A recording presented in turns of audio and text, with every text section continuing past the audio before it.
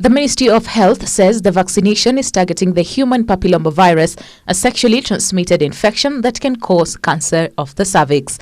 However, Catholic Doctors Association are against this, citing the vaccine has not undergone necessary clinical trials in the country. Dr. Homengare, a gynecologist and a member of the Catholic Doctors Group, said, and I quote, "We do not think the vaccine is necessary.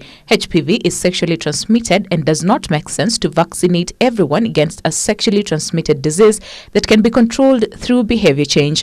The side effects are too risky for anyone to even dare." End of quote. Ngare said the vaccination was not to prevent cervical cancer but HPV. He urged instead widespread adoption of the simpler and more effective pap test for early cancer detection.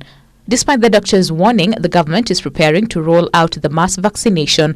The Ministry of Health officials met on August 20th with partners in the program, including the World Health Organization. Dr. Rudy Edges, WHO Kenya representative, however, says, and I quote, "By vaccinating our girls against HPV, we are preventing the disease for life. They will be able to grow, live up to their full potential, and prosper." End of quote.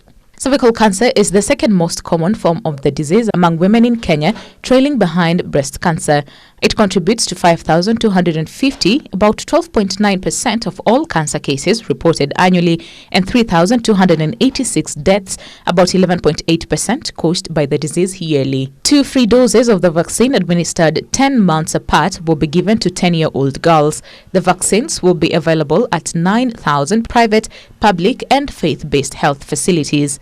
For their part, the Kenya Catholic Bishops' Conference has not offered an opinion on the vaccination program. Winnie Lubembe for Ebru TV.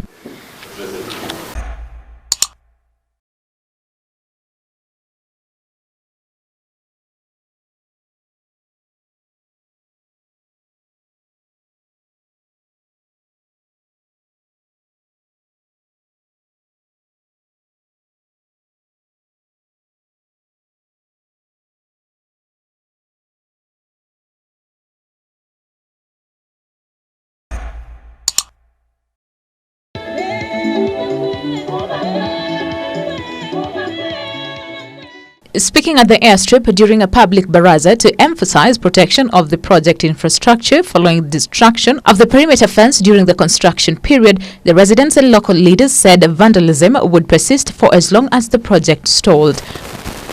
Area legislator Oro Oyoke claimed that 10 acres of land were lying idle, and this was the reason residents were destroying the fence to create easy access for pasture for their livestock. Ni kati ya zile project kidogo ambao tunajua kwamba tumekuja hapa mara mingi. Ni kati ya zile project tunajua kwamba serikali na wakuu wa serikali wamezungumzia. Right from the head of state, he is aware about this problem. Halafu tukija kwa CS, our cabinet secretary interior, who is also aware about this project. Ambao wamekuja na hakuwa naongea kwa uzuri kwa sababu ya the delay. Bomorenda MCA John Ombati noted that residents use the airstrip as a shortcut instead of walking long distance around the airstrip, whereas the project was non-functional.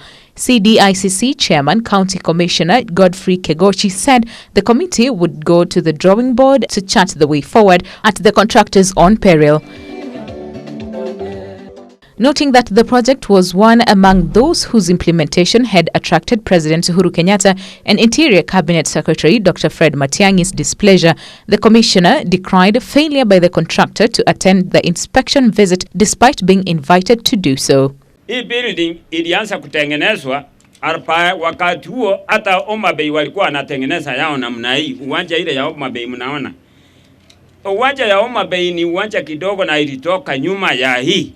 Lakini uwanja ya Homa Bay saisi mandege zinatua huko, watu wanaenda huko, watu wetu wanatoka hapa wanaenda wanahaya ndege huko kuelekea Nairobi. Lakini yetu inakwama tu mahali ilianzia. Huu nikapewa ile team parliamentary committee ambayo inahusika na maneno ya transport. Tulikuja hapa tukasimama pale. Tukaongea. Karibu ikue vita. Kwa sababu unajua mwananchi akingoja sana, hata mimi nikingoja sana huwezi kutekeleza lile jambo au jukumu ambalo umepewa kufanya. huwa tunakasirika sana. Kigochi revealed that the committee had found the project at the same stage during its foresight visits to the airstrip. According to a report by KAA concerning the airstrip dated 11th June this year, the upgrade of the airstrip is in 2 phases to be able to accommodate commercial flights.